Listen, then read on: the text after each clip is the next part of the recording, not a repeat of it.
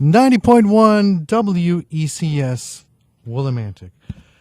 Colin Hay is familiar to millions as the frontman, songwriter, and vocalist pop sensation Men at Work. Hay is justifiably proud of his place in pop history, but since moving to Los Angeles in 1989, he's made 11 critically acclaimed solo albums, including the highly successful Man at Work, and has recently announced the release of his new album, Next Year People, on Compass Records. Next Year People is the work of an artist who is a true master of his craft. The album is full of quizzical, curious, and cynical, yet open-hearted songs with catchy melodic hooks that underscore deeply insightful lyrics. Ladies and gentlemen, allow me to introduce to you Colin Hay. Hello, Colin. Good afternoon. Good afternoon. What a lovely day we're having here in the middle of a snowstorm. Yes, it's a good day to be, inside, I would think. Yes. Yeah, absolutely. And hopefully inside and perhaps with warm fire, hot chocolate, perhaps would be good. Exactly what I was telling everybody earlier. As soon as I get home, I'm going to shovel the driveway, and then I'm going to go in and have some hot chocolate by the fireplace.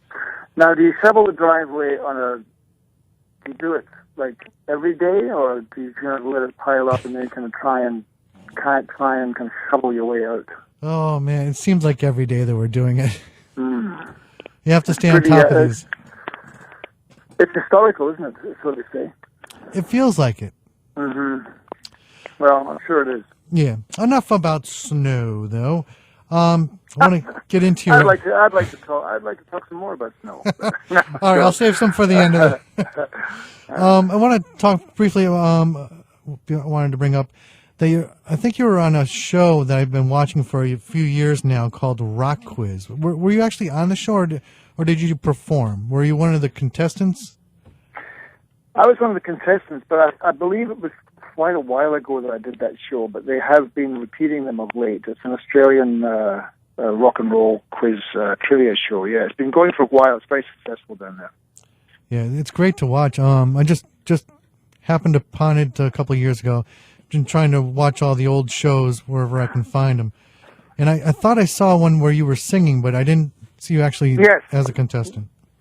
Yes, I was both. They get as much out of you as they can. You're a contestant, and you also sing. So, at the end of the show, you usually do a couple of songs. It's from what I did from memory. Hopefully, we'll see you on there again someday. From what I've seen and read, your shows are very personal and entertaining. You tell stories in between songs, and you often meet the audience after the show. Do you get to meet a lot of interesting people that way? Well, you tend to. You do meet interesting people, but because there's a long line, you can never really spend that much time with any one person because you're conscious of the fact that people are waiting to usually have a bit of a chat and get something signed, a CD usually. And so you don't really get to spend that much time with people. But the answer is yes, I do meet interesting people, yes. And I'm sure everybody enjoys meeting you as well. Yeah, it is somewhat of a cliche, I suppose, but you do get to connect. It is a way of connecting, and I find that it has its own nourishment in a way, just because of the fact that you are having some kind of an effect on people.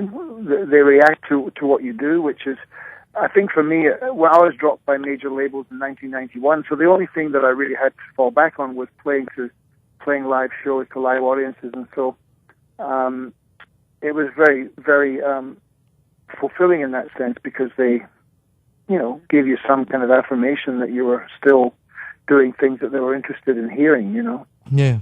I think I was watching some of your earlier interviews, and I remember hearing you talk about you were playing filled stadiums, and then after the show you were rushed off to the hotel, and and now you get the chance to actually sit down for a few minutes after the show and meet people, and it seems pretty good. Yes. Well, each has its merits, but I would make a joke of that, and it seems that not to say that I didn't really want to meet people back then, but it seemed that everything was conspiring for that not to happen in a way, because people always think that you want to actually hurry up and get somewhere to be by yourself, which is not necessarily the case. No. You seem like an optimist. Is that an accurate description? I would think so. Yes.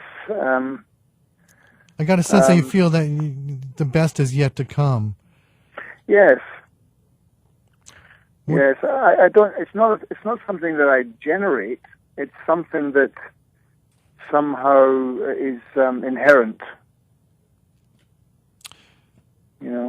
I think everyone has the potential to have deep sadness just because of the fact that at some point it all ends. That we all pass away. So it's really a question of how you spend your time from now till then. So, I've always figured that you may as well, make the best of it, because it's all we have. Absolutely. One of the songs off your new album, Next Year People, If I Had Been a Better Man. Can you tell me a little bit about this song? Is there a lesson to be learned here? Well, it's one of those, say, fictional stories, if you like, which was I started writing it not really necessarily from personal experience. It was actually an idea for a song that somebody was talking to me about, that I didn't end up working on. Someone was interested in a friend of mine was interested in maybe writing a song with me, but they ended up working with somebody else on it because I was on tour and I didn't have time to do it. So they ended up doing the project with somebody else. But in the meantime, I'd written this set of lyrics, which kind of fitted the brief that I had, really, which was kind of that of somebody who had become quite successful in their day, but had burned a lot of bridges along the way, and was now at a point in his life where he was somehow trying to, not so much make amends, but just coming to the realization that the reason why he was feeling the way he was feeling was because of his own actions and not those of anyone else, So, so that's really what it was. But then again, when I wrote it and I kind of read it, I thought, well, it's probably, I guess the story really is that, everyone has an ego, and your ego is very powerful, and it's very, it can get you to a lot of places. It can really, really help you in many ways, especially when you're young, where you're, a so-called go-getter, or you have a lot of aggression, or you have ambition, and you really push and drive. Your ego can really, really help that. But after a while, it takes you to the same place, and it's really somewhat of an incomplete picture you have, and then something else has to take over, which is that you have to kind of, after a while, I find that it stops working it stops working for you quite so well, and then you have to perhaps be still and let something else creep into your psyche, which is that of some kind of spirit, some kind of compassion for yourself and for the world and for your place in it, rather than trying to blast through and control everything along the way, because you really can't for extended periods of time, because it doesn't really seem that a balance exists. It exists for a little while, but then something else has to take over, which is a more complete picture of yourself and the world, I think. I read somewhere that one of your songs, Waiting in the Rain, it was about a personal experience. We had an almost mystical experience growing up in a music shop in Scotland. Is there any interesting stories you can share with us from the music shop? Well, it's one of those situations where I didn't realize how magical it was until actually after I'd left it. We emigrated to Australia when I was 14, but it really was something of a fairy tale upbringing because my mom and dad had a music shop, as I say, from the age of when I was 5 until I was 14. So they had pianos and guitars and drums and sticks and, drumsticks and, violin strings and guitar strings. It was a very small, humble shop, but it was brilliant to be brought up in that environment. Also, when there was so much incredible music being discovered, from the period of, would have been 58 or 59 through to 67, so an extraordinary period of time for music. So I would come home from school sometimes, my father would be sitting there in the shop and he'd, have a listen to this, and he'd play me a Beatles track, or my brother would be there and he would play me Green Onions by Booker T and the MGs, and it would just kind of blow my mind, And and it was always raining, of course, because we lived in Scotland, and my mother and father have gone now, but I find myself trying to bring them back all the time in my mind because I miss them so much, and that song popped out because it's they were always waiting in the rain for us, or we were always waiting for them, and we were always waiting in the rain. So it was when I'm downstairs, I have a little studio downstairs in my house where I live, and sometimes it just really reminds me of the shop, because there's stillness down there, and there's there's quiet, and I can bring them back to life, and it makes me feel good. You must have met a lot of interesting people along the way too, through that music shop. Yeah, absolutely, yes. And then we used to have, the fairground would come every year, which was always, had a carnival-like atmosphere in the summertime. And all the Glasgow people would come down for their holidays, and so that always brought a huge influx of carnies and interesting people, which had very much a circus-like atmosphere during the summertime. You've collaborated with many musicians, even performed with Ringo Starr in his all-star band. And I imagine you're well respected amongst your peers. Is there anyone else out there that you would like to team up with in the future? Oh, many people. It would be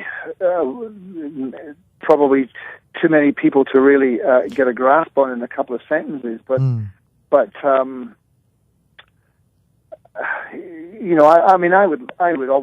would love to sing a song with McCartney. That would be quite extraordinary. I've met him a few times. I don't know him particularly well, but I've met him a few times, and that would be an extraordinary thing. I would love to. I love Randy Newman. I love Joni Mitchell. I love all those songwriters. They're songwriters that really I hold in, great esteem. But I'm available. I'll put the word out for you. I'll sing a song with pretty much anyone who asks me if I like the song. I'll make a call to Sir Paul tomorrow. Thank you. Appreciate that. Born in Scotland and lived many years in Australia and now in the United States. Do you think there's another country you might move on to later on?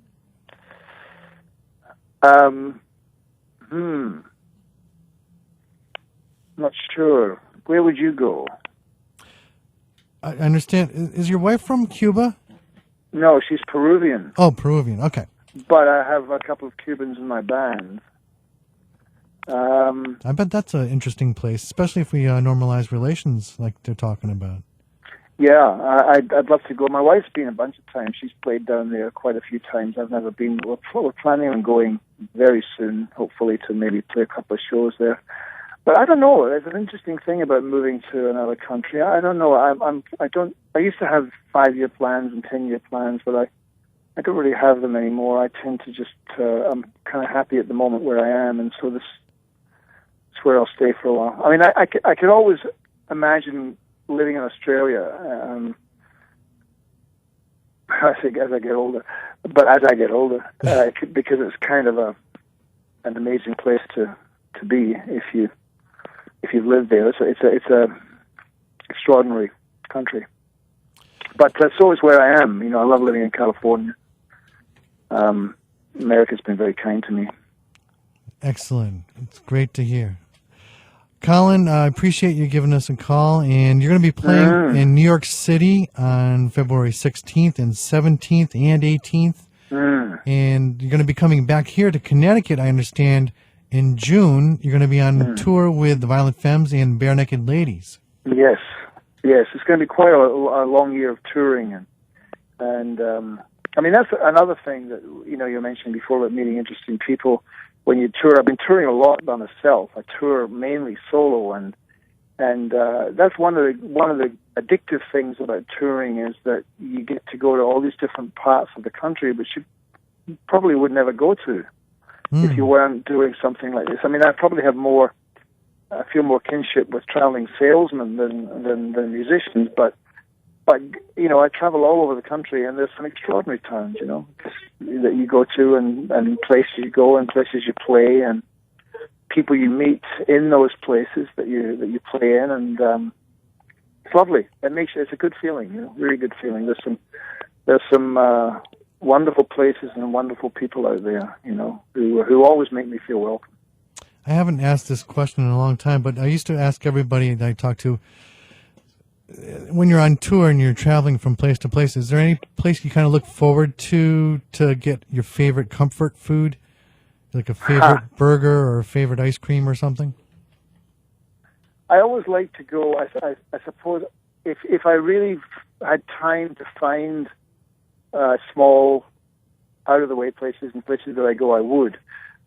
But I tend to like going to the bigger cities in terms of that, because there's places that you can just find out easily. Like you go to Chicago, and there's fantastic food in Chicago, and New York, there's incredible food in New York, and all different parts of the South, there's great food.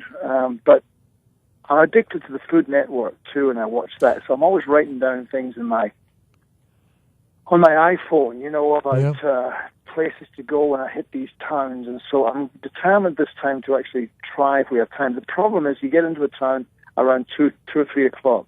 You go to the show and you do a sound check, and then you do the gig, and then you go back to the hotel, and then the next day you just kind of leave at 9 in the morning. So you have very little time to really do that. But ask me again, and I'll have more of an idea, because I have quite a few written down that I want to try and get to, because you have your own food bucket list. Yeah, I do actually. That's good. I do.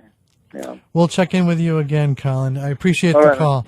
Colin Hay, he's on tour, and you can catch him in New York over the next few days, or wait until he comes back to Connecticut on June 27th at the Mohegan Sun. Hi, this is Colin Hay, and you're listening to Mark Ramone on WECS.